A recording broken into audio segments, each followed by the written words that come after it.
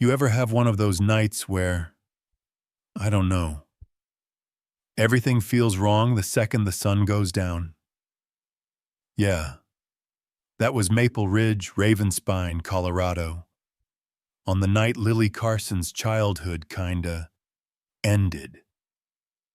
And ended isn't me being dramatic, it's exactly what happened.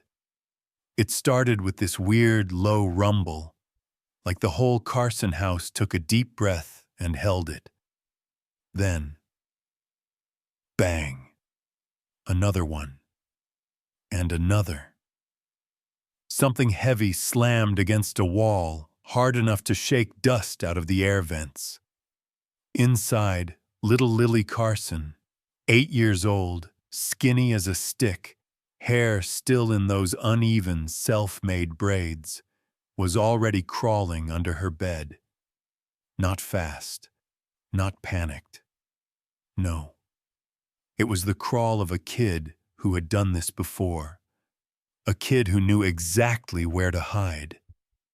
A kid who knew that breathing too loud might be the last mistake she ever made. The floorboards felt freezing against her stomach. She pressed herself flat, like she was trying to disappear into the wood. Her tiny fingers curled into dust and loose threads of the old blue rug under her bed. The house kept shaking. Another crash. Then the sound of something glassy shattering. Maybe a lamp. Maybe a picture frame. Maybe. She didn't want to think about it. "Come on," she whispered to herself, voice so small she couldn't hear it over her heartbeat. "Please, stop." But it didn't stop. It got worse. Heavy footsteps dragged across the hallway, slow, angry, purposeful. The kind where the heel hits first. The kind that say, "I'm coming for you." Lily bit her lip till it stung. Her breath hitched, and she clamped a hand over her mouth. She couldn't risk a sound. Not one. Another crash, closer this time, followed by a grunt, like someone shoving a dresser aside. Lily's heartbeat pounded so loud in her ears, she thought, "He's gonna hear this. He's gonna hear my heart." Then came the voice. Not loud, but rough. Raspy. Mean. "Lily." Drawn out. Mocking. Like something ripped straight out of a nightmare. She shut her eyes tight. Tears slipped out anyway. They hit the floor, plip, plip. The footsteps stopped outside her bedroom door. Then, boom, the first hit. Boom, the second. On the third, the whole door frame trembled like it might snap free. Lily pushed herself deeper under the bed, though there was nowhere left to go. "Lily, don't make this harder," the voice snarled. "Open the damn door." She didn't. She couldn't. She felt like even blinking too loud might trigger something terrible. And honestly, it already had. The doorknob rattled violently. Metal scraped. A fist slammed so hard dust puffed off the dresser. Lily flinched, smacking her head into the bed frame. She swallowed a cry. Barely. It caught in her throat and turned into a silent, trembling shake. Her chest burned from holding her breath. Her lungs begged for air. But she refused. One gasp could be the end. Another hit. Another. Another. Each one harder than the last. Then, silence. the worst kind. Silence meant he was listening, waiting, trying to hear her. She pressed her forehead to the cold floor, willing her heartbeat to quiet, wishing the tears would stop. They didn't. They kept falling, one by one. Her body shook so hard the bed frame rattled above her. "I know you're in there," the voice growled. "You can't hide forever." Lily mouthed the only word her fear could shape. "Please, please, please." Then, a crash downstairs, wood splintering. A shout. Not his voice, no. A different one. Deeper. More voices. Boots stomping. Radios chirping. "Ravenspine Police, K9 unit, move!" Everything froze. The footsteps outside her door stopped. And then, a new sound. Claws. Not scratching. Running. Fast. Sure. Heavy.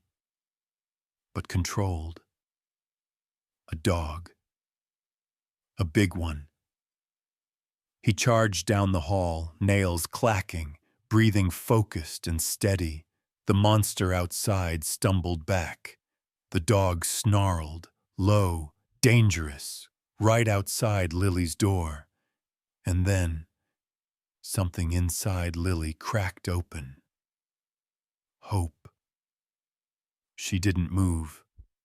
She barely breathed. But her tiny hand slid out from beneath the bed, reaching toward the dust ruffle, reaching toward the dog that might save her life. And for the first time that night, the house didn't feel like it was trying to swallow her whole. It felt like it might, just might, let her live. So, remember how Lily was under the bed, barely hanging on? Okay, now picture this. The monster on the other side of her bedroom door suddenly twisted the doorknob so hard, it sounded like metal crying. The whole thing rattled, like someone was trying to tear it off with their bare hands. Clack, clack, clack. "Lily!" he barked, voice slamming through the wood. "Don't make me break this damn door!" And the awful part, he actually meant it. The doorknob jerked again, harder this time. The hinges squealed. The entire room felt like it was shrinking, caving in around her. Lily wasn't even thinking logically anymore. Her body was stuck in full panic mode, like a tiny animal trapped under a fallen tree. She managed one tiny breath, barely a sip of air, before the next hit came. Boom! The door shook. Boom! Another hit, stronger. The frame splintered just a little. If he broke through, Dala het. No second chances. No miracle. Then, something happened that felt like the entire world changed direction. From downstairs, through all the terror and roaring in her ears, a voice cut through. "K9 unit, breach!" Lily didn't know what that meant, but the monster outside her door sure did. His whole body froze. She could hear the stillness, even through the wood, even through her fear. The sound of someone realizing they're no longer the biggest threat in the room. He muttered something ugly under his breath, words she couldn't understand, but the tone was pure panic. And then, Boom! Not her door. The front door. Wood splitting, hinges flying, boots stomping, radios buzzing, voices shouting, orders like thunder rolling through the hallway. And right behind it, a growl. Low, deep, a sound that didn't come from a man. A sound that came from something built to end nightmares. Shadow. He didn't bark. Not yet. Canines don't bark until they need to. What Lily heard first was the scrape of claws digging into hardwood as he sprinted through the Carson house with laser focus. You ever see a dog trained for combat? They move differently, like they already know the layout of the room before they enter it. That was Shadow, fast but controlled, strong but silent, like a bullet made of muscle and instinct. Down the hallway he went, each step a warning. I'm coming, I'm coming, I'm coming. The monster swore again, louder this time, scrambling back from the door. His boots thudded clumsily as he stumbled away. Suddenly, the one who felt hunted. And honestly, yeah, he was. Officer Grant Holloway's voice followed behind. Go, Shadow! Find the girl! Then came the bark. A single one. Sharp. Explosive. Enough to make any grown man freeze. Shadow turned the corner so fast he skidded, claws scraping against the floor as he fought for traction. Dust and splinters swirled in the air, glowing under police flashlights. He shot toward Lily's room like he had a map burned into his skull. The monster got maybe 2 steps down the hallway before the officers tackled him. Lily didn't see it, but she heard it. The shouts, the struggle, the cuffs snapping shut. But Shadow didn't stop, didn't even glance that way. His mission wasn't the man. His mission was the child. Shadow barreled into Lily's room, pushing the broken-down air of the house aside like it meant nothing. His chest rose and fell fast, steam puffing from his muzzle in the cold hallway draft. He scanned the room in half a second. Bed, broken toys, dresser, torn blanket. Then his nose twitched. He smelled fear, real fear, the kind you don't mistake. His ears perked. He lowered his head. Took 1 step. 2. Slow. Careful. Deliberate. He sniffed the edge of the bed skirt, then nudged it gently with his snout. Nothing. He nudged again, stronger this time. Still nothing. But Shadow wasn't fooled. The smell of fear was thick there. Fresh. Human. Small. So he did what Shadow always did best. He went in after her. He dropped to his belly, crawled forward, and pushed his head under the bed. And there she was. Lily Carson, 8 years old, curled into a shaking little ball, arms wrapped around herself like she was trying to keep her soul from falling apart. Her braids were undone, her cheeks streaked with tears, her eyes half open, half closed, like she wasn't awake but not gone either. Shadow let out a soft sound, not a bark, not a growl, a huff. A warm, steady puff of air brushing her cheek. Lily flinched, then went still. Something inside her recognized it. The warmth, the safety, the presence that meant no harm. Shadow nudged closer until his nose pressed gently to her arm. Her fingers twitched, just barely, touching his fur. Tiny moments like that. They save kids like Lily. And then, just like that, her eyes rolled back.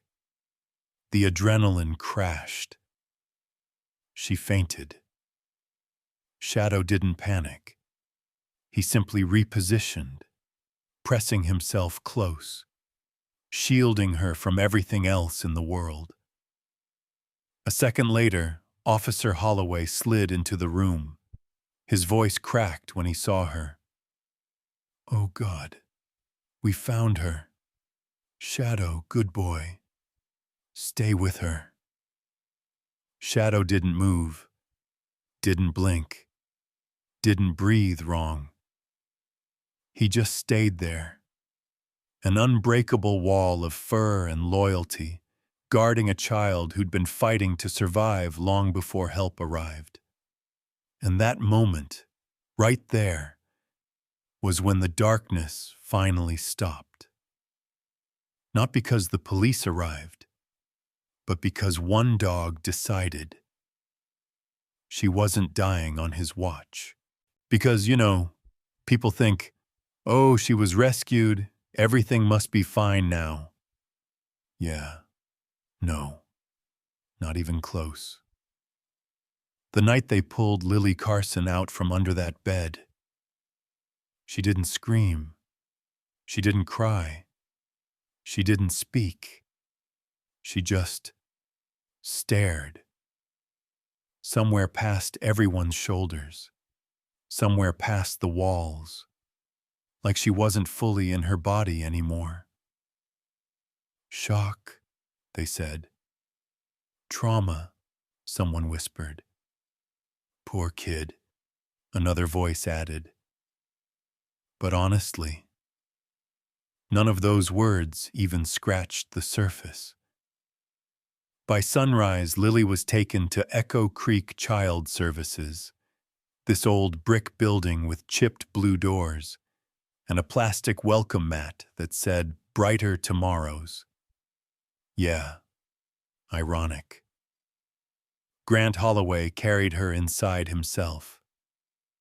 Shadow walked right beside him, step for step, refusing to stay behind in the cruiser. Every time someone tried to guide Lily by the shoulder, she flinched so hard it looked like her bones might crack. So Grant kept her close, whispering things like, "You're safe, sweetheart." Even though she didn't react at all. Inside Echo Creek, everything smelled like hand sanitizer and forgotten cereal. Kids' artwork hung on the walls, crayon smiles, stick figures holding hands. Lily didn't look at any of them. The staff tried asking simple questions. "Are you hungry?" Silence. "Do you want water?" Not even a blink. "Honey, can you tell me your name?" Nothing. It was like Lily had unplugged her voice and thrown the cord away. One worker, Ms. Brenner, knelt down, trying to meet Lily's eyes. "Sweetheart," she whispered, "you're safe now. You can talk. Really." But Lily didn't talk, didn't nod, didn't even move her lips. Grant stepped forward, shaking his head softly. "Give her time," Heath Fulton murmured. Time, though, didn't change much. After a few days, Lily was placed with a local foster family, the Whitakers, a gentle couple in their late 40s, no kids of their own. A home on Pine Hollow Road, with a white porch swing and a tire swing in the yard. Warm, cozy. safe. But Lily didn't feel safe. Not even close. The minute she stepped inside the Whitaker home, she shrank in on herself. Shoulders curled, arms wrapped tight across her chest. Every step soft and cautious, like the floor might vanish beneath her. Mrs. Whitaker knelt with a gentle smile. "Hi, Lily. We're happy you're here." Lily stared past her shoulder. Mr. Whitaker tried too. "We've got pancakes if you want some." But Lily didn't want pancakes, or toys, or comfort, or anything that reminded her she was still alive. She just wanted silence, and she found plenty of it.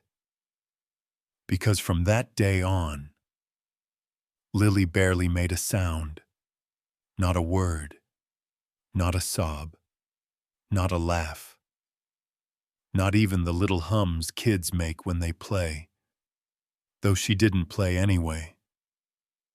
The house was warm, but Lily was cold. Cold in a way blankets couldn't fix. At night, it got worse. Her small room had soft yellow walls, a window overlooking the yard. But the moment the house settled, when the wood creaked or the pipes ticked, Lily would jolt awake like someone was shaking her. Every tiny noise made her curl into herself, knees to chest, trembling so hard the bed rattled beneath her. Sometimes she would roll off the mattress and hide, behind it, under it, in the small gap between the dresser and the wall, like she was memorizing escape routes. Mrs. Whitaker once found her behind the laundry basket at 3 a.m., eyes wide, hollow, unreachable.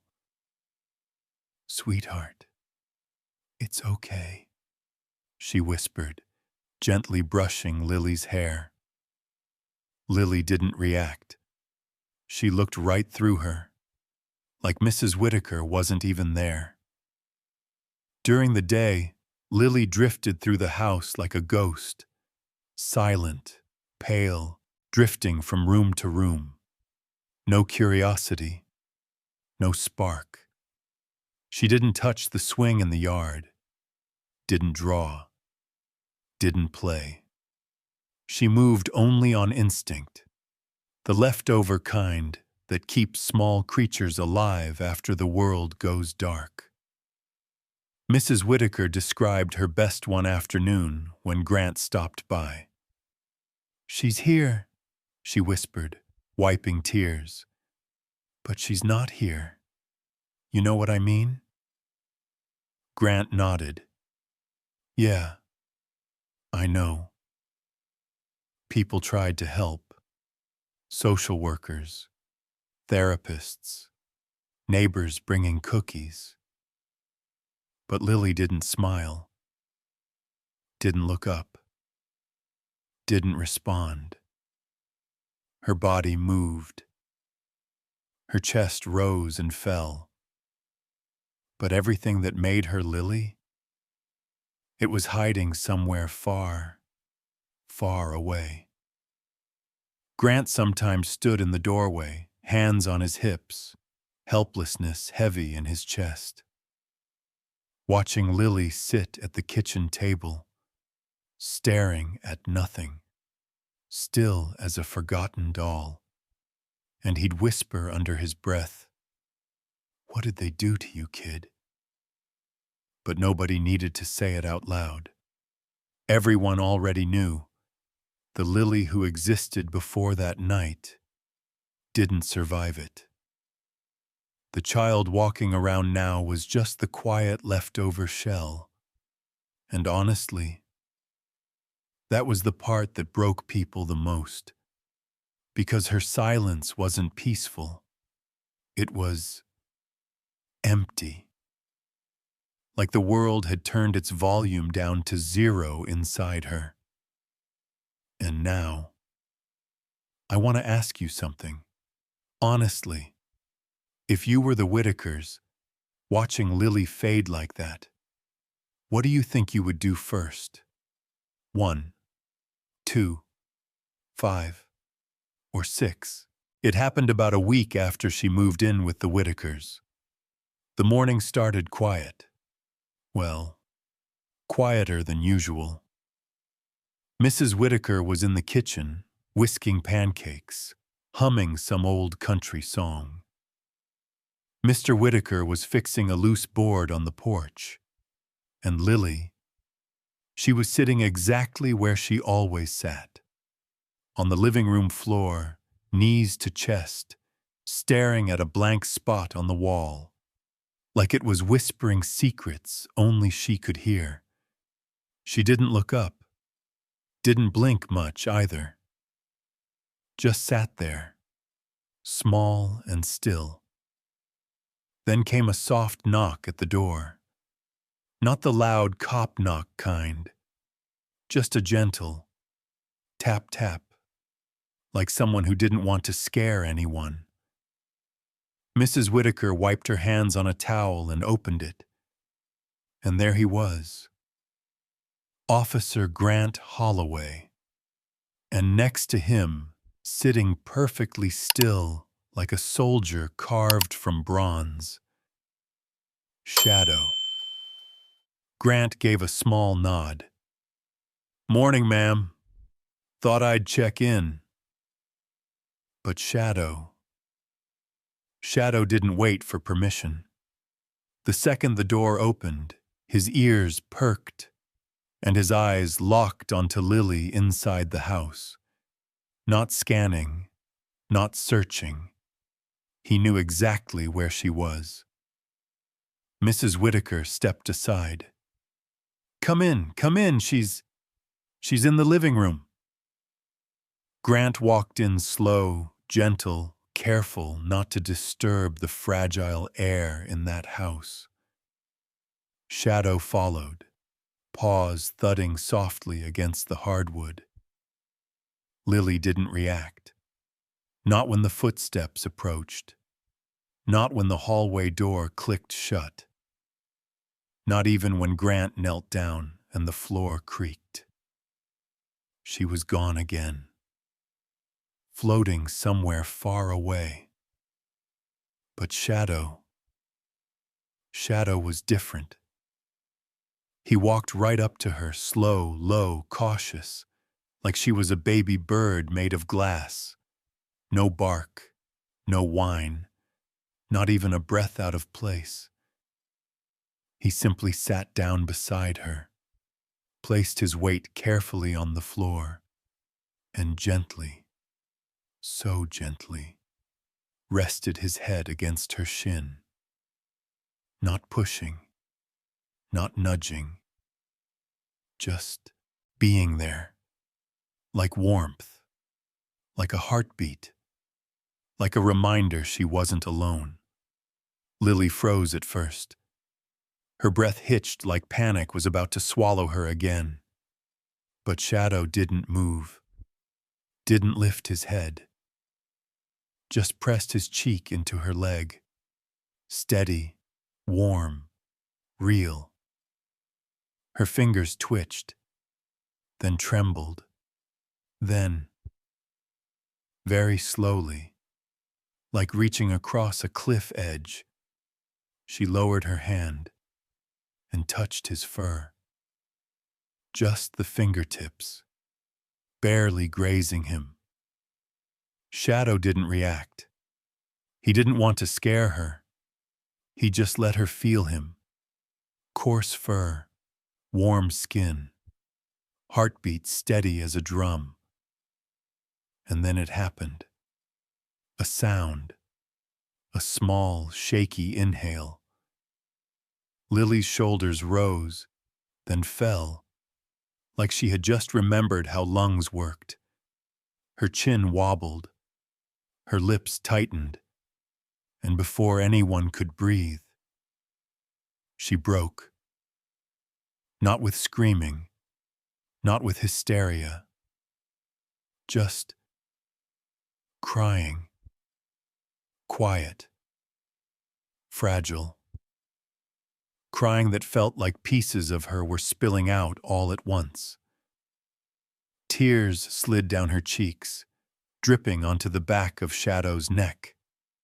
She grabbed fistfuls of his fur, not rough, not desperate, just holding on.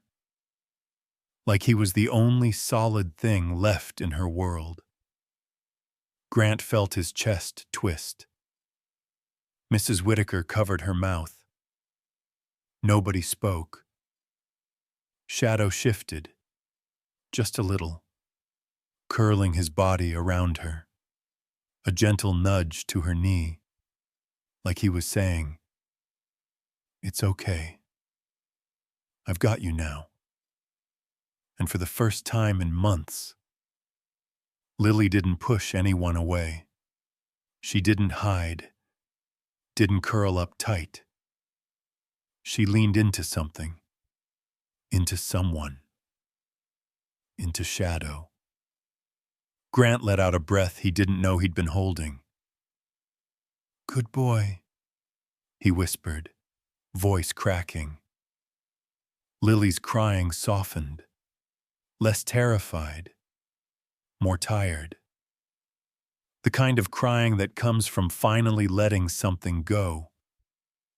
Shadow stayed the entire time, eyes half closed, tail flicking just once, like he understood every ounce of pain spilling out of her. 10 minutes passed, then 20. Lily didn't move, didn't let go. She clung to him like he was a life raft in storm water. And honestly, that's exactly what he was. Mrs. Whitaker wiped her eyes. "I've never seen her. She hasn't—" "I know," Grant whispered, because he did know. Something had opened, something tiny, something fragile, but something real. A door she hadn't let anyone else near. Shadow nudged her cheek once more. Lily let out another soft sob. But this time, there was something different. Not terror, not emptiness. Something like relief, like she'd been drowning quietly and finally surfaced for air. That was the moment, right there, when everyone realized Shadow wasn't just a dog. He was her way back, her bridge, her doorway, her single thread connecting her to the world again. Grant leaned against the doorway, arms crossed, eyes soft. "Looks like she picked her person," Mrs. Whitaker whispered. "Thank God someone reached her." Shadow didn't care about any of that. He just stayed there, warm, steady, a breathing fortress, while Lily clung to him like she'd finally found the one thing she could trust. It started with something tiny, a crayon. Yeah, seriously. One of those cheap wax crayons from a half-broken box the Whitakers kept in a kitchen drawer. Mrs. Whitaker set the box near Lily one morning, not expecting anything, just offering. A quiet, gentle, just in case. She didn't say a word, just placed it on the coffee table and walked away. For hours, the box just sat there, and Lily sat next to it, knees tucked under her chin, staring at the wall as usual. But Shadow was lying at her feet, chin resting on her sock, one ear flicking every now and then, like he was monitoring her emotional temperature. and something about his presence, his breathing maybe, nudged her forward. Very slowly, Lily reached out and touched the crayon box, not opening it, just touching it. Shadow's tail thumped once. It wasn't much, but it was something. The next day, she picked up a crayon. Just one. The black one. Then she put it down again. Shadow bumped her ankle with his nose like, "Hey, it's okay. Try again." So she did. This time she opened the box, took out the black and the brown crayons, scooted closer to the window for the light. She didn't look at anyone, didn't speak, didn't sigh. She just placed a sheet of paper on the windowsill and started drawing tiny, small, shaky lines. When Mrs. Whitaker peeked around the corner, her hand flew to her mouth. "Oh my God, Grant needs to see this." Grant showed up that afternoon, still in uniform, smelling like dust and coffee. When he stepped into the living room, he froze. There was Lily, in the sunlight, not hiding, not flinching, drawing. And the drawing, wow. For an 8-year-old who hadn't spoken in months, what she put on that paper hit like a punch. Shadow was in the center, big, strong, protective. And behind him, a huge dark shape. Not a person, not really. Just a monster-shaped shadow with too many edges, too many angles, too many teeth. Drawn in thick black strokes like her hand couldn't stop shaking. But Shadow stood between her and it. Head high, eyes forward, tail stiff, a shield. Grant swallowed hard. "Oh, wow. Lily, that's something." He didn't walk closer, didn't say anything else. He didn't want to make her retreat. She didn't turn around anyway. She was focused, lost in it. Shadow stayed beside her, leaning gently against her foot. Every once in a while, Lily glanced down at him, just to make sure he was still there, like she was comparing her drawing to the real thing. A few days later, something even bigger happened. Early afternoon, warm golden sunlight, the kind that makes dust look like glitter. The backyard full of flowers, lavender, daisies, and some random orange things Mr. Whitaker planted because he liked the color. Lily stood at the back door, just stood there, staring at the yard like it was a foreign country. She hadn't stepped outside since she arrived. Not once. Mrs. Whitaker watched from the kitchen. Grant stood in the doorway, barely breathing. Shadow sat next to Lily. Calm, patient, like a bodyguard waiting to escort royalty. Then Lily took one step. Just one. Shadow rose instantly, matching her pace perfectly. She took another step, then another, then onto the porch, then onto the grass. The sun hit her face. A breeze brushed her hair. She blinked like the light surprised her, or like she wasn't sure the world was still there. She kept walking, tiny, hesitant steps, fingers brushing Shadow's fur as if letting go would make her disappear. Grant whispered from behind her, "Look at her. Look at her go." Mrs. Whitaker's eyes filled with tears.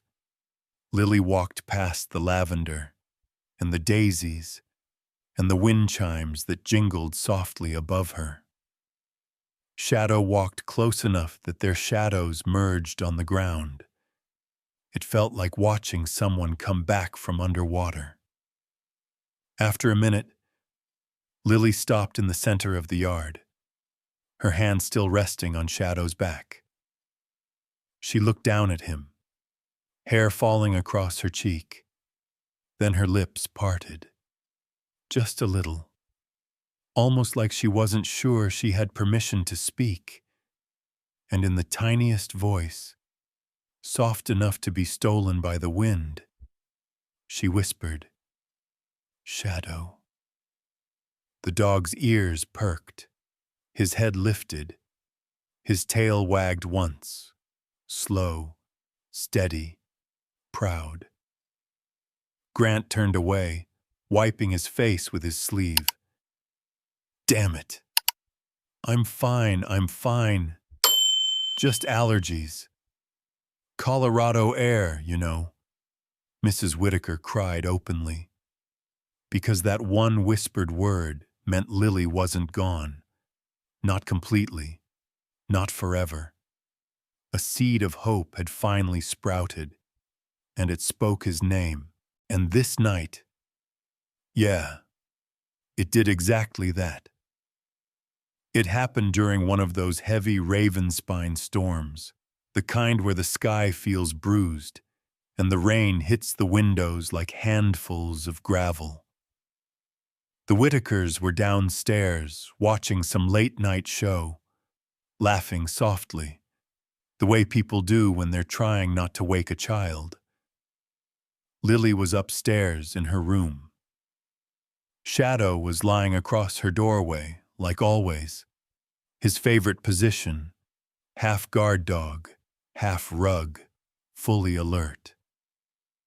And then a sound broke through the storm. The house phone, a sharp, shrill ring that sliced the silence clean in half. Mrs. Whitaker answered it in the hall. "Hello? Whitaker residence." There was a pause, a shift in tone, a worried, "I'm sorry. Who is this?" Lily wasn't trying to listen. She wasn't. But trauma turns your ears into magnets. Every voice sounds like a threat. Every noise becomes a memory. And the moment that voice came through, her entire body went cold. The same voice that haunted her nightmares. The same voice she heard through the floor that horrible night. The monster. She didn't hear every word, just enough. Enough to make her breath stutter. The girl's quiet. Right? She won't talk. Told you, she's done. She's calm. She won't be saying a damn thing in court. Lily froze. Mrs. Whitaker's voice trembled. Who is this?"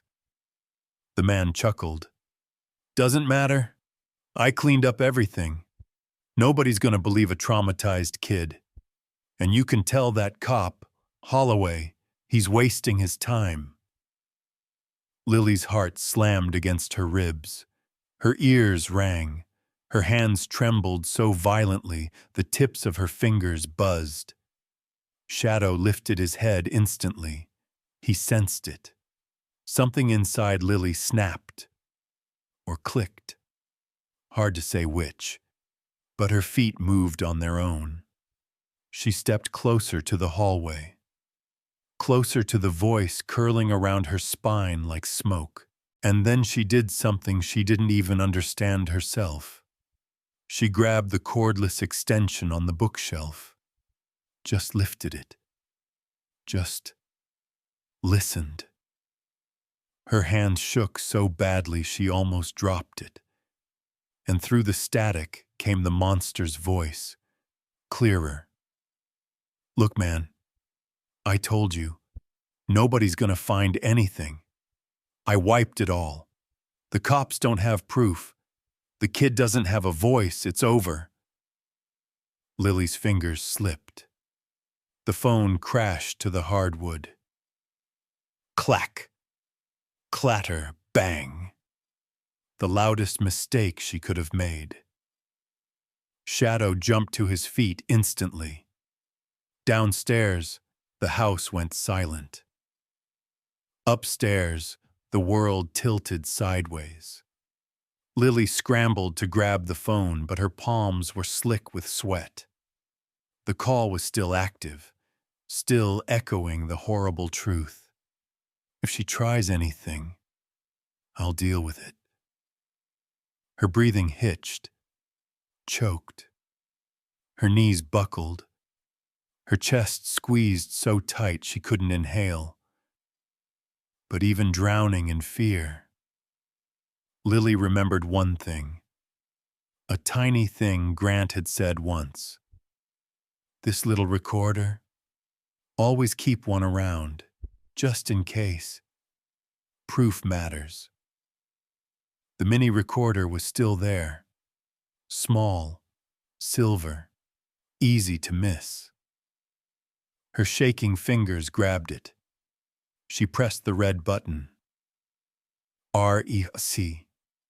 A faint beep. A blinking red dot. Footsteps thundered downstairs. The monster had hung up. The house phone clicked. Mrs. Whitaker called out. "Lily? Honey, are you upstairs?" Then, the creak that once kept her up every night. Footsteps, coming up the stairs, slow, heavy, the kind only a grown man makes. Lily's entire soul seized up. If he found her, if he opened that door, she'd shatter. Shadow moved first. He nudged her hard, pushing her away from the door, toward the corner behind the bed.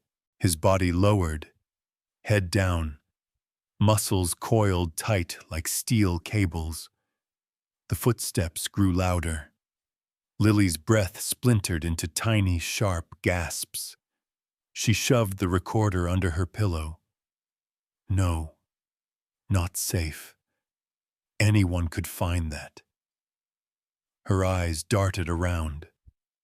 Then she saw it.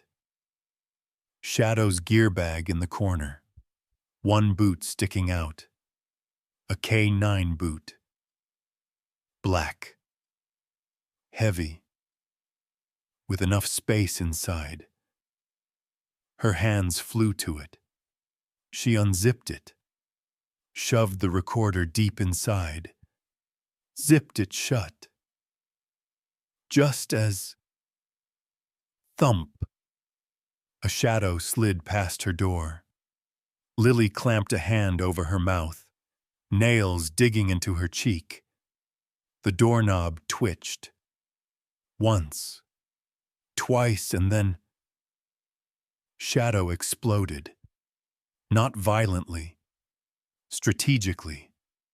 A sudden, explosive bark, rattling the window frames. Loud, ferocious, purposeful. Then another, and another. Downstairs, someone shouted, "Shadow! Shadow! What's going on?" The footsteps froze, then retreated, fast, down the stairs, away from her door. Shadow kept barking, buying her time, calling the adults, dragging danger away from her, saving her. Again. When the Whitakers rushed upstairs, Shadow stopped barking instantly. planting himself against Lily like a shield. The danger was gone. For now. But Lily shook so violently her teeth chattered. Mrs. Whitaker rushed to her. "Honey, are you hurt?" "Lily, sweetie, what happened?" Lily didn't speak. She couldn't. But she clung to Shadow's fur like she was hanging off the edge of a cliff. And Shadow didn't move, didn't flinch, didn't look away. He stayed locked on the doorway, guarding her like the world was still hunting. Because in a way, it was. And Lily, for the first time, had something the monster feared. Evidence. Evidence zipped inside a black K9 boot. Evidence only Shadow and Lily knew about. The Ravenspine County Courthouse was old. Like old. The kind of place with marble floors that echoed every footstep, and windows so tall the light somehow made everything feel colder instead of warmer. The hallway smelled like paper, coffee, and something metallic Lily couldn't name. She walked between Officer Grant and Mrs. Whitaker, small, stiff, moving like she was trying not to take up any space at all. The white cotton dress she wore was simple, but it hung on her like a uniform she didn't want. And on her left leg, Shadow's K9 boot.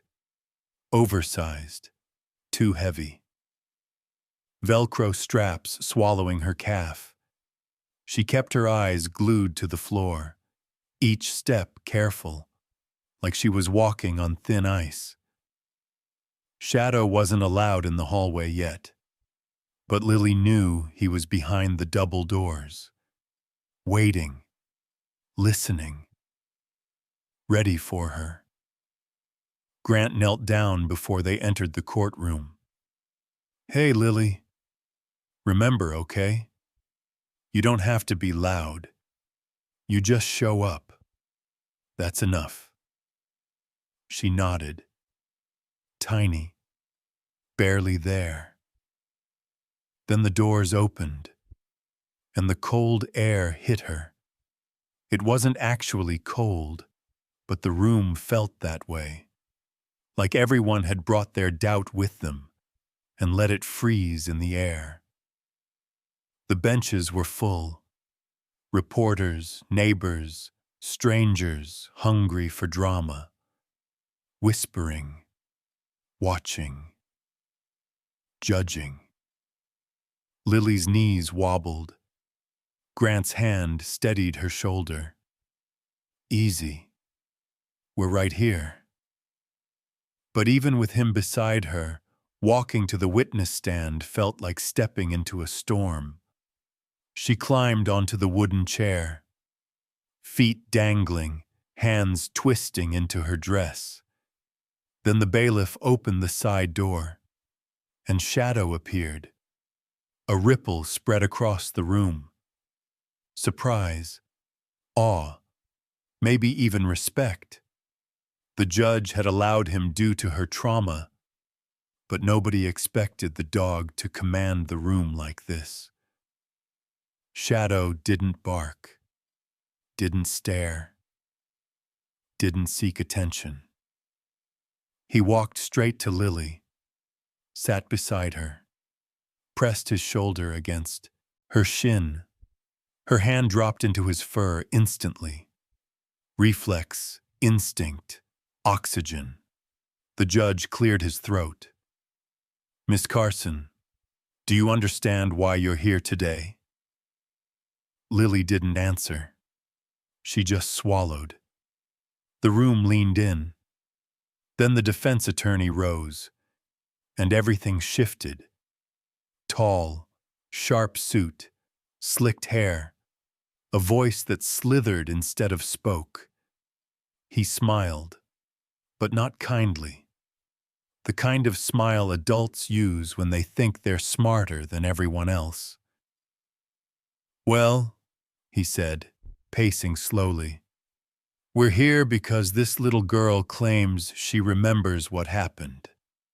He paused. 8 years old, ladies and gentlemen. 8. The jury exchanged looks. Lily gripped Shadow's fur tighter.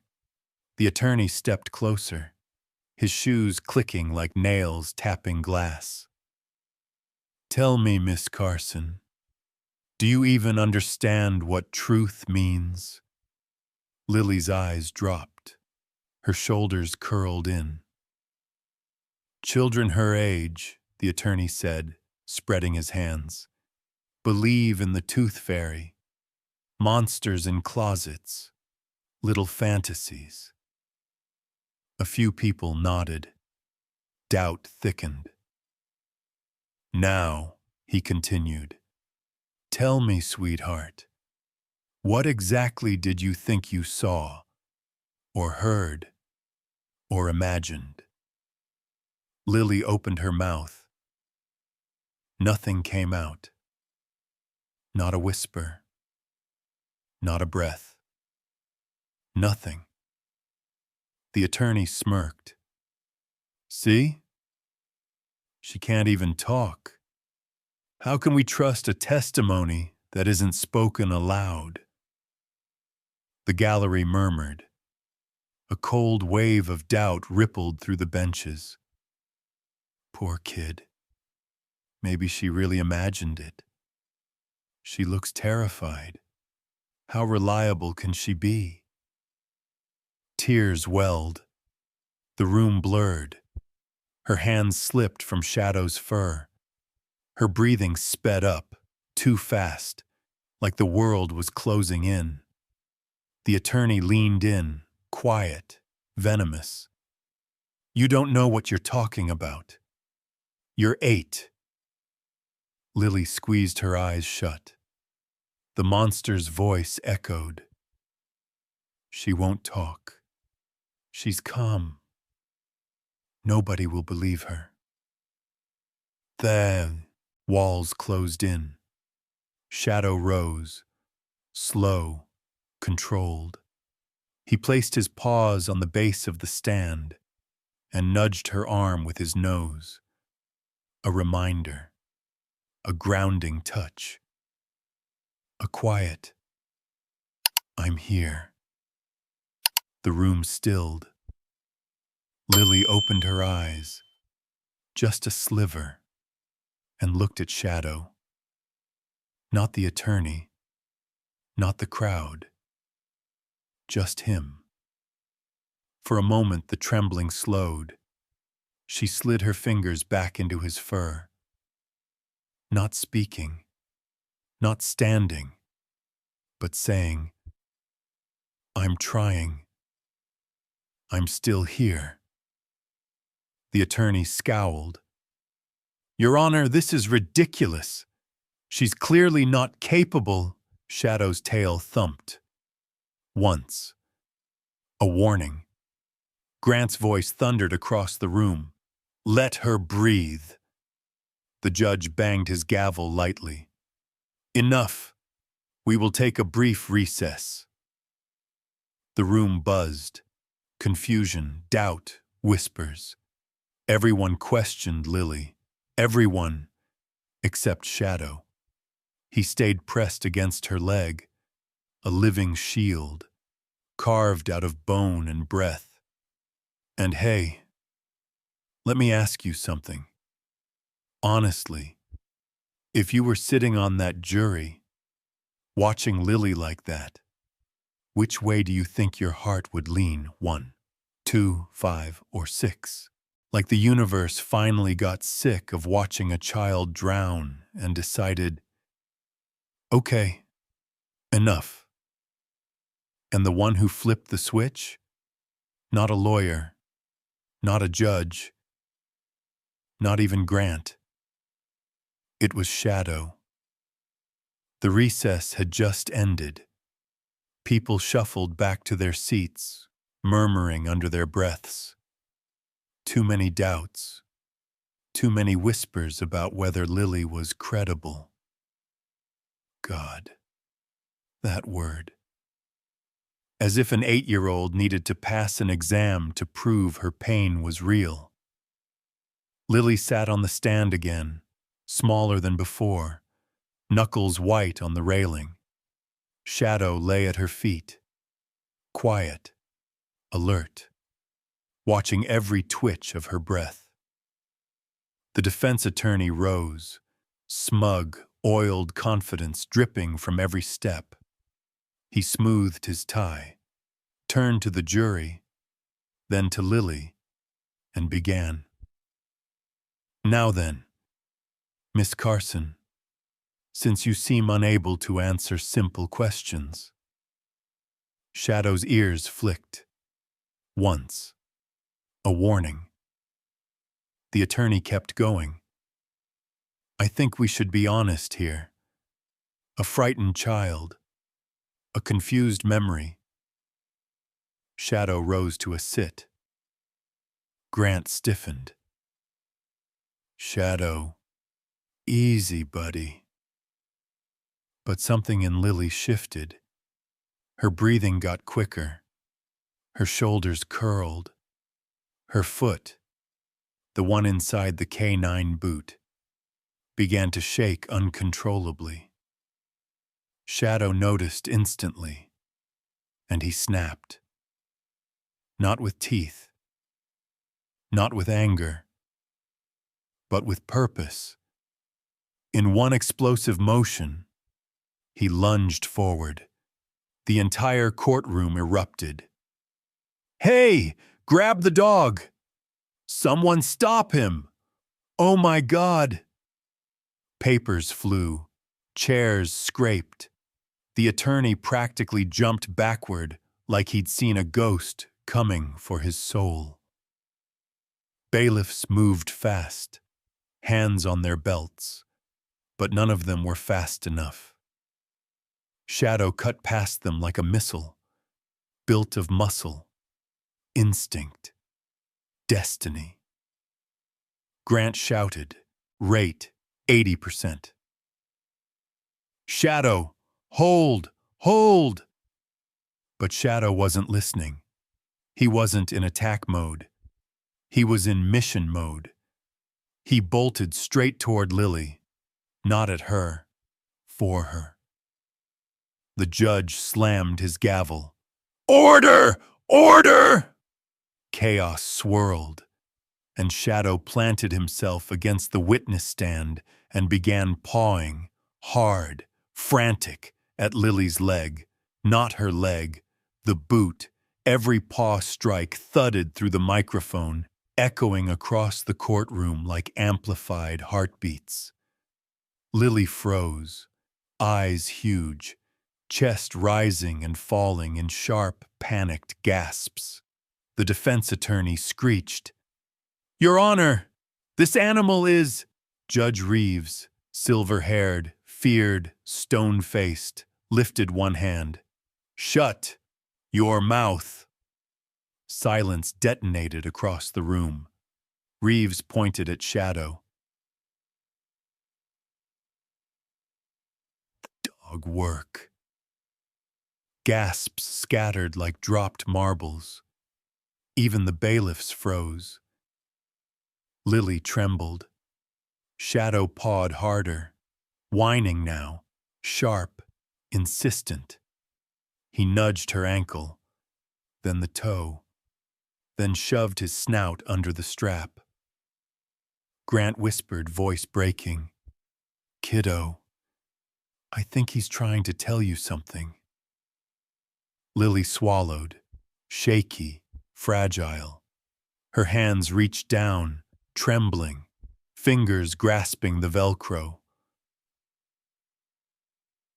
Shadow's tail tapped the floor. Once, firm encouragement. She pulled the second strap. Rip. Breath shaking. She slid the boot off. For a moment, nothing. Silence thick as concrete. Then, something small, metallic, clinked inside the lining. A tiny silver object slipped out, rolled down the wooden stand, hit the edge, and fell, pitch-forced. Clink, ting, ting, ting, until it stopped in the center of the courtroom. A small, scuffed voice recorder. Nobody breathed. Nobody blinked. The defense attorney's face drained white. No, no, this is planted. This is illegal. This is... Judge Reeves slammed his gavel. A thunderclap. Quiet! Reporters leaned forward. Jurors covered their mouths. Grant stared, stunned, hopeful, overwhelmed. Lily clutched the stand, lips trembling, eyes swimming. Shadow sat tall, chest out, looking at that recorder like he had just pulled the sword from the stone. The judge pointed. "Bailiff, bring that to me." The bailiff hurried, almost tripping, placing it gently into the judge's hand. Reeves examined it, slowly, carefully. Then he looked at Lily, voice soft but powerful.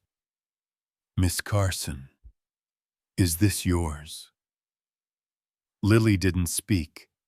She only nodded, small but undeniable. The courtroom erupted. She had proof? The dog knew? Oh my God, she hid it? This changes everything. Reeves raised a hand. Silence hit instantly. Play the recording. And just like that, with one tiny device pulled from a dog's boot, the entire direction of the case shifted. The world doubted Lily. Everyone did. But Shadow? Shadow never doubted her. He knew exactly where the truth lived, and he dragged it, literally, back into the light. Judge Reeves didn't hesitate, not even a second. The moment the bailiff placed the recorder into his palm, he nodded toward the clerk's table. "Patch it to the courtroom speakers." The clerk's hands shook so hard she fumbled the cable twice. The courtroom was silent, the kind of silence that presses on your ribs. The defendant sat rigid, eyes wide, sweat already gathering at his hairline. Lily didn't move. She sat hunched, arms wrapped around Shadow's neck, like she was bracing for an earthquake. Grant stood halfway down the aisle, both hands gripping the pew to stay upright. "It's ready, Your Honor," the clerk whispered. Judge Reeves cleared his throat. "Play it." A soft click echoed. For half a second, nothing. Then the static hit. Low, harsh, like the air tightening in the room. And then, the voice. His voice. Loud, clear, sharp as broken glass. "No evidence means I walk free. They got nothing." Gasps erupted, scattered, horrified. Lily flinched, nails digging into Shadow's fur. Shadow didn't move. He only pressed closer, solid, anchoring. The voice continued, smug, cruel, dripping with arrogance. "The kid's not talking. She's done. Scared stiff." Someone in the second row burst into tears. A man in the back cursed under his breath. Grant's vision blurred. A hit straight to the chest. The words he'd feared for months, now echoing through a courtroom.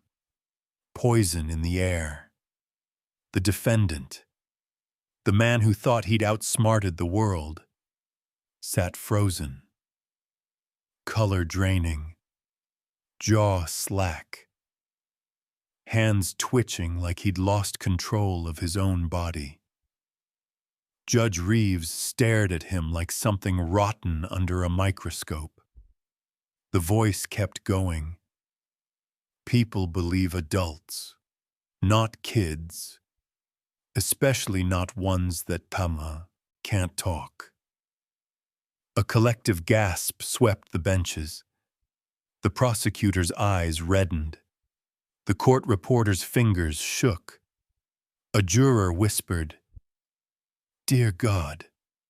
Grant gripped the pew so hard his knuckles whitened. This was the proof they needed. The confession he'd prayed existed.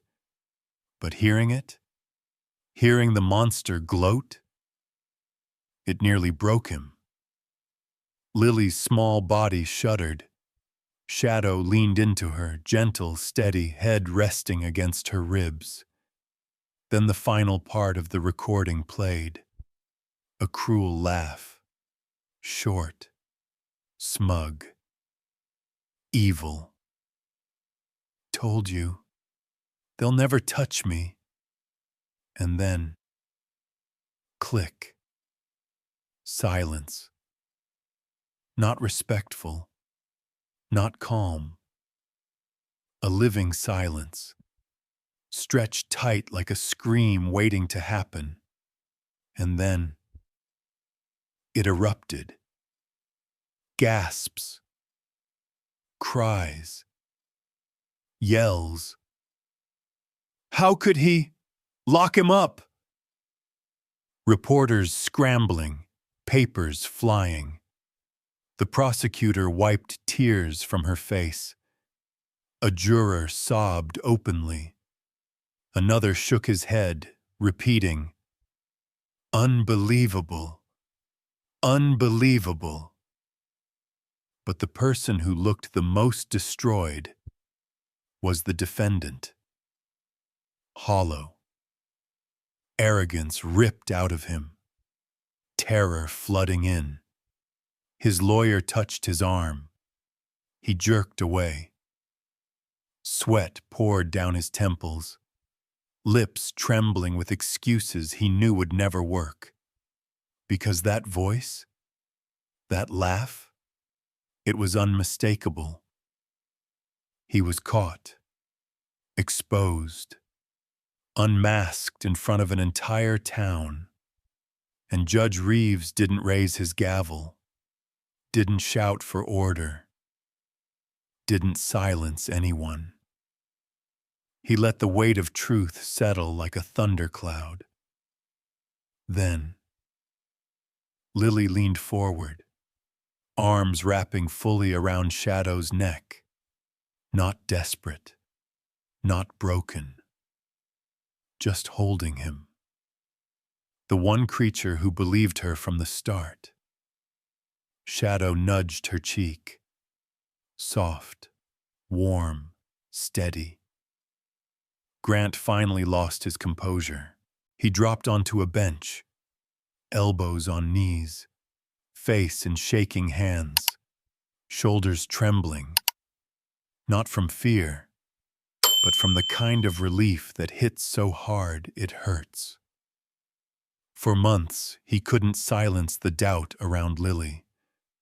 For months, he couldn't protect her from disbelief. For months, he carried guilt for not proving what she survived. But Shadow did it. Shadow and Lily, together, did what no one else could. Judge Reeves lifted his gaze, his voice low, rough, trembling with controlled emotion. "Ladies and gentlemen, you have just heard the truth." And no one argued. Not anymore. Not a ghost. Not a fragile thing. Not the traumatized kid. But a fighter. A survivor. Someone braver than most adults who ever walked into that courthouse. After the recording ended, the room buzzed like an electrical storm. Murmurs, gasps, shuffling feet, reporters scrambling for pens. The air felt thick, heavy, charged. And then, something happened that shut the entire room up instantly. Judge Reeves, stern, silver-haired, 30 years on the bench, stood up. Not slowly, not politely. He shot to his feet. The entire courtroom froze. Lily looked up, eyes wide, still clinging to Shadow. Even Shadow lifted his head, ears perked. Reeves didn't touch his gavel. He didn't need it. He turned toward Lily, that tiny girl in a too big white dress, feet barely touching the floor. Shadow pressed against her like a guardian carved from breath and muscle. His voice boomed through the room. Young lady, you just did something most grown men in this building will never have the courage to do. Dead silence. Absolute. Every reporter froze. Every juror stared at Lily like she was glowing. Every spectator held their breath. Lily blinked, confused, unsure he was even talking to her. Then Reeves continued, softer now, gentle in a way no one had ever heard from him. You stood up to evil. You brought the truth forward. And you did it with nothing but your heart and your courage. Grant swallowed a sob. Mrs. Whitaker covered her mouth. Even the prosecutor wiped a tear. Then Judge Reeves did something that shook the courthouse even more. He stepped around the bench, walked toward Lily, stopped right in front of the witness stand, and he bowed his head to her. A small, respectful bow, a gesture of honor. Like she wasn't a child, like she was a hero then. It happened. Someone in the back row stood, then another, and another, until the entire Ravenspine County courtroom, every juror, every lawyer, every clerk, every neighbor, every reporter rose to their feet. A standing ovation, not polite, not gentle, thunderous. Hands clapping, voices shouting, people crying openly. For the first time in that courthouse's history, a town stood up for a child. Grant didn't hide his tears. They fell freely as he stared at Lily, the kid he'd sworn to protect. Finally believed. Mrs. Whitaker pressed both hands to her chest, whispering through tears, "Oh, sweetheart, look at you." Lily trembled. Shadow leaned into her. Warm, steady. His tail thumped once. A quiet, grounding. You did it. Lily swallowed. Her hand slid into his fur, fingers curling deep as if she could finally breathe. And then, in the middle of the applause, in the middle of all that emotion, she whispered, so softly Grant almost missed it, "Shadow." Her lip trembled. Her eyes filled. She leaned down, pressed her forehead to his, and breathed, "We did it." Shadow nudged her cheek, gentle, certain, like he understood every word. Cameras flashed, not rudely, but reverently. One photo. Lily wrapping her arms around Shadow, face buried in his neck, became the picture. The picture the town would talk about for years. The picture that landed on front pages Posters, murals, school walls. A reminder that courage doesn't have an age limit. A little girl in a white dress, and a dog with steel in his spine, proving that truth can come from the smallest voice and the loudest heart.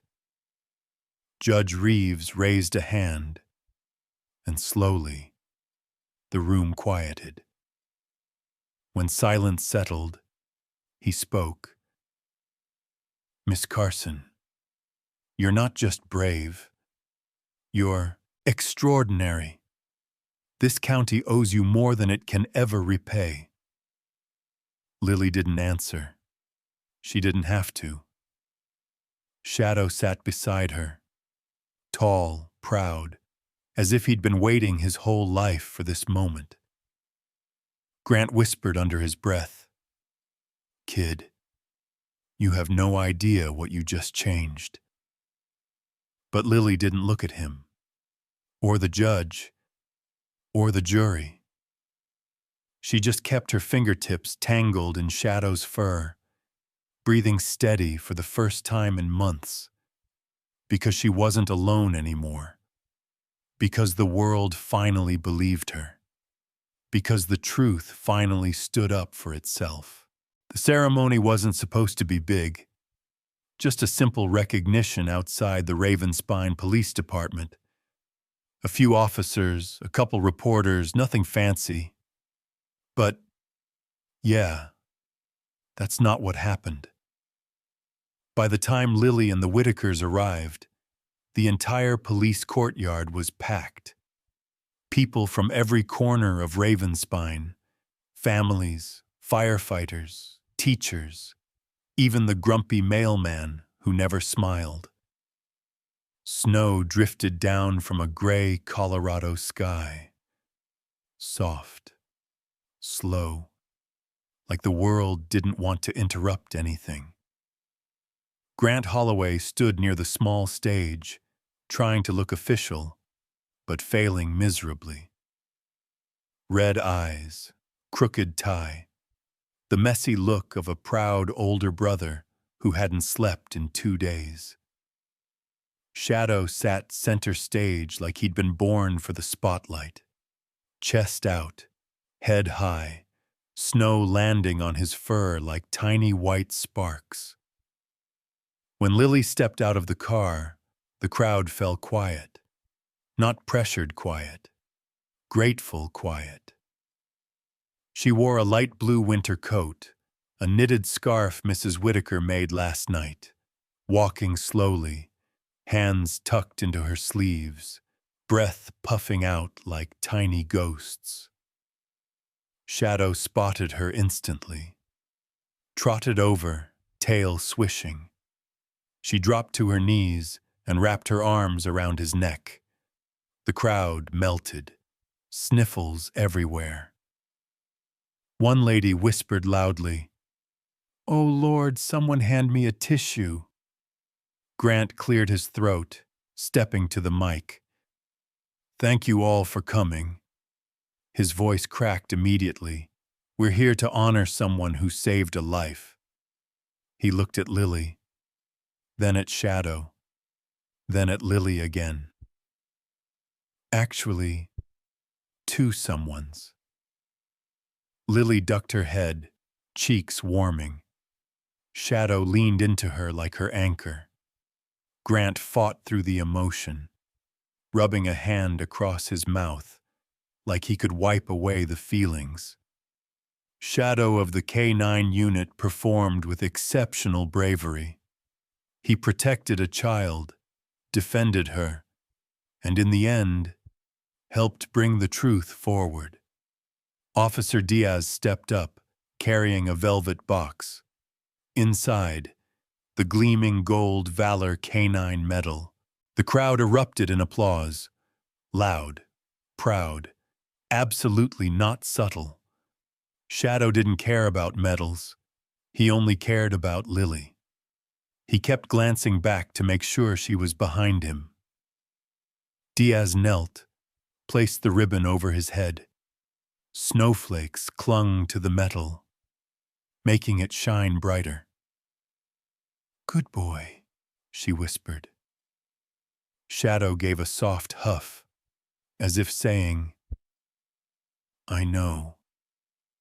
The courtyard went wild, kids cheering, adults crying. Someone shouted, "We love you, Shadow!" But then, the energy shifted. The courthouse doors opened, and Judge Reeves walked out. People gasped. Judges don't show up to police ceremonies, especially unannounced. He wasn't wearing his robe, just a charcoal coat dusted in snow, but the authority in his step silenced the entire courtyard. He stepped to the mic. "I'm not here on official business," he said. "I'm here because something extraordinary happened." He looked at Lily. "Because someone extraordinary made it happen." Lily froze. Shadow pressed against her leg. A clerk handed Reeves a small box. A different box. Reeves continued. "This town witnessed courage last week." A pause. At the age of 8, Miss Lily Carson stood where grown adults, judges, officers, citizens, might have faltered. He nodded to her. She told the truth. She held the line. And she changed justice itself. The crowd held its breath. Reeves opened the box. Inside, a silver medallion, engraved, "For courage beyond words." He stepped toward Lily. She stepped back, startled. He stopped immediately, lowering his hands. "I won't rush you," he said softly. "May I?" Lily hesitated, then nodded. Shadow watched like a bodyguard ready to spring. Reeves knelt, lowering himself to her eye level. Snow settled on his shoulders, her scarf, the medallion between them, glowing like something sacred. "Miss Carson," he whispered, "this is the Colorado Medal of Bravery, and it belongs to you." A tear slid down Lily's cheek. She didn't wipe it away. Reeves placed the medal around her neck. It rested against her coat, catching the snowlight. The courtyard erupted. Huge, shaking, joyful applause, rolling across the snowy lot and echoing down the street. Mrs. Whitaker sobbed into her scarf. Mr. Whitaker clapped so hard his gloves nearly flew off. Grant didn't even pretend to hide his tears. Shadow nudged Lily's hand until she gripped him again. Reeves leaned toward the mic. "This child has a heart forged from steel." People cried harder. A man yelled, "We're proud of you, Lily." A woman shouted, "You're our hero." A little kid held up a handmade sign, "Go Lily plus Shadow." Cameras flashed, reverent, not intrusive. One picture, Lily kneeling in the falling snow, hugging Shadow, the medal glowing between them, became the image the town adopted. Posters, newspapers, school hallways, coffee shops, firehouse walls, the girl with the steel heart, and the dog who believed her, standing together in the Colorado winter. A symbol of truth, a symbol of courage, a symbol of Ravenspine. Not because someone said it, not because she won a medal, but because she could finally let go of the one object that had carried both her fear and her courage. And she chose to do it somewhere quiet, somewhere honest, somewhere hers.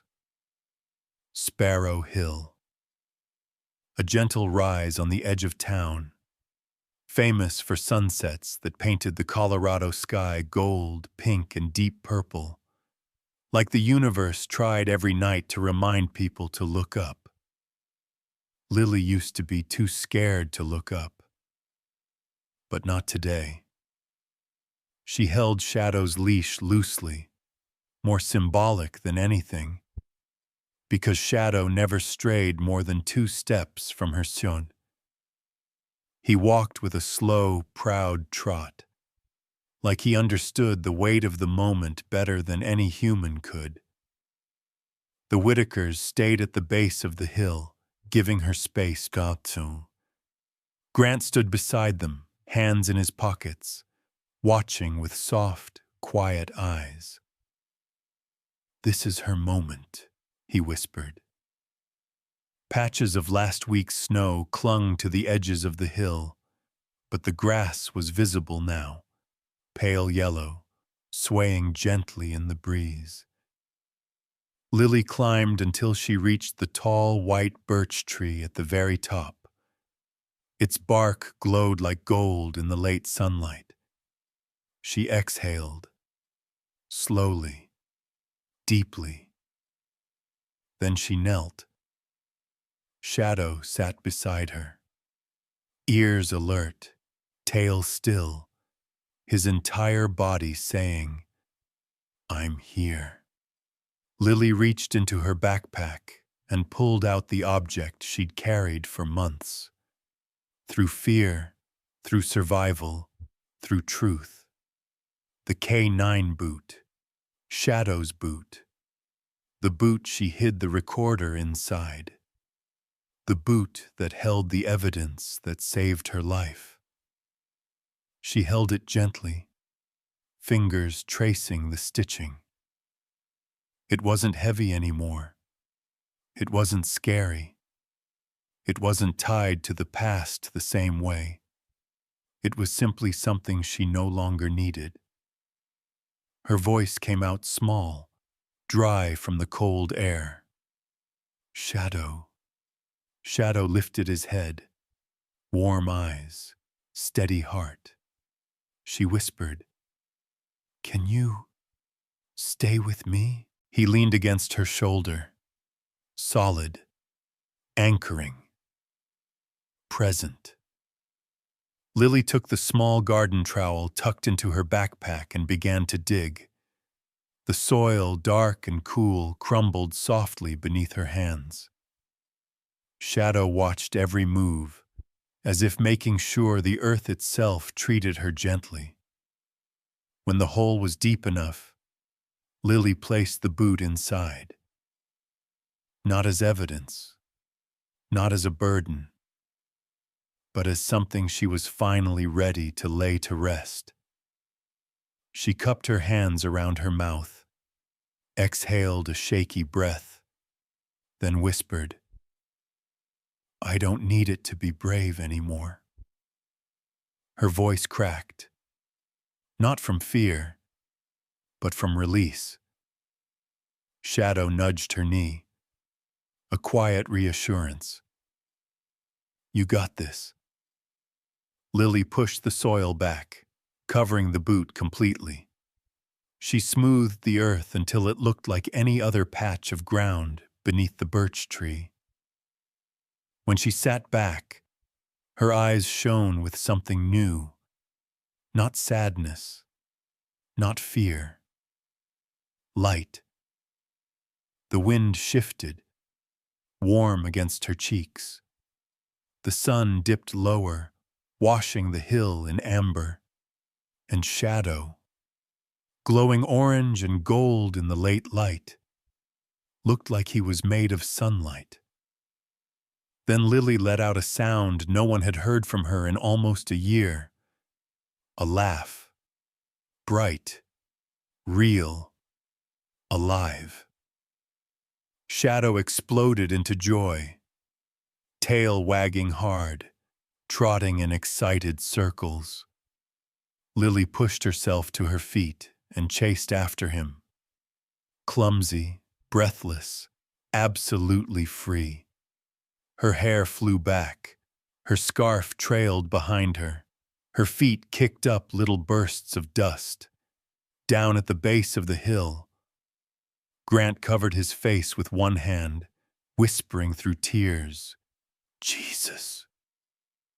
Mrs. Whitaker cried into her husband's coat, trembling with joy. And at the top of Sparrow Hill, there was no fear, no shadows, no monster's voice in her mind, just Lily Carson, the same girl who once hid trembling under a bed, now running full speed into the Colorado sunset, laughing, breathing, living. Shadow chased her, barking once pure joy as the sky broke into oranges and purples, a new beginning, a new child, a new life. Ravenspine would talk about that day for decades.